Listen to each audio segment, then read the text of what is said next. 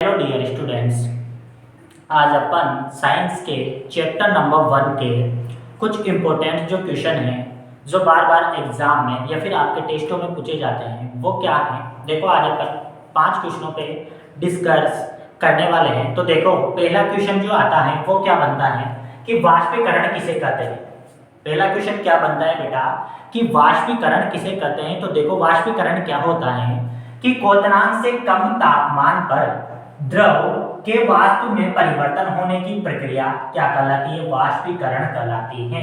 देखो बेटा सिंपल सी क्या बात है कि जो हमारा पानी रहता है जब अपन उसको गर्म करते हैं तो वो क्या करता है, भाप के द्वारा भाप बन के ऊपर उड़ने लग जाता है। तो देखो क्वथनांक से कम तापमान पर जब क्या होता है द्रव जो होता है वो वाष्प बन के ऊपर उड़ने लगता है तो उसको क्या बोलते हैं, वाष्पीकरण बोलते हैं। मतलब सिंपल सी डेफिनेशन इसकी क्या हो सकती है कि क्वथनांक से कम तापमान पर द्रव के वाष्प में परिवर्तन होने की प्रक्रिया क्या कहलाएगी, वाष्पीकरण कहलाएगी। मतलब द्रव किस में परिवर्तित हो जाएगा, वाष्प में परिवर्तित हो जाएगा। इसको क्या बोलते हैं, वाष्पीकरण बोलते हैं। दूसरा क्वेश्चन आता है अपने पास कि बर्फ का गलनांक कितना होता है।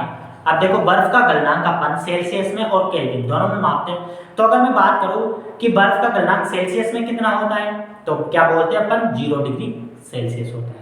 और अगर मैं बात करूं कि बर्फ का गलनांक केल्विन में कितना होता है तो कितना होता है 273.15 केल्विन। ये होता है इसका मान केल्विन में। देखो कि 273.15 केल्विन तो क्या होता है, ये इसका गलनांक होता है किसमें, केल्विन में। और सेल्सियस में कितना होता है 0 डिग्री सेल्सियस। देखो नेक्स्ट क्वेश्चन आता है कि पदार्थ की तीनों अवस्थाओं के अंत्य रूपांतरण को चित्र द्वारा समझाइए।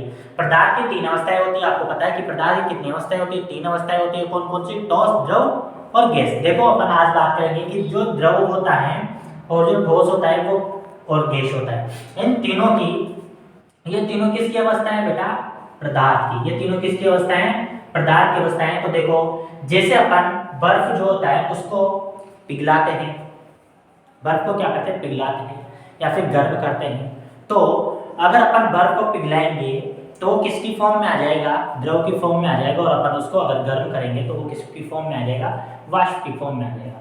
तो ऐसे अपन इनकी जो जो पदार्थ होता है उसको वाष्पित करके, संघनन करके और ऊर्ध्वपातन करके, निक्षेपण करके इनकी जो अवस्थाएं होती है उसमें क्या कर सकते हैं, अपन परिवर्तन कर सकते हैं। ठीक है, ये चित्र द्वारा मैंने यहाँ पे आपको दर्शाया हुआ है। नेक्स्ट क्वेश्चन आता है कि निम्न के एसआई मात्रक लिखिए। एसआई मात्रक का मतलब क्या होता है, एसआई का मतलब होता है सिस्टम ऑफ इंटरनेशनल।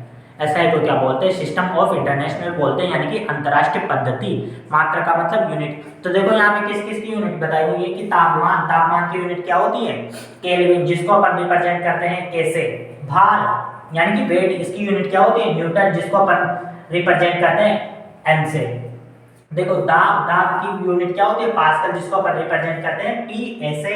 और आयतन की यूनिट क्या होती है, घन मीटर, जिसको अपन रिप्रेजेंट करते हैं मीटर क्यूब से। नेक्स्ट क्वेश्चन आता है अपने पास कि अमोनियम क्लोराइड का फॉर्मूला या फिर सूत्र लिखिए। तो ये क्या होता है, NH4Cl। ये क्या होता है, अमोनियम क्लोराइड का फॉर्मूला होता है। तो डियर स्टूडेंट्स, आप आज अपन ने इंपॉर्टेंट क्वेश्चनों की डिस्कस की चैप्टर नंबर 1 के। मिलते हैं आगे नेक्स्ट वीडियो में।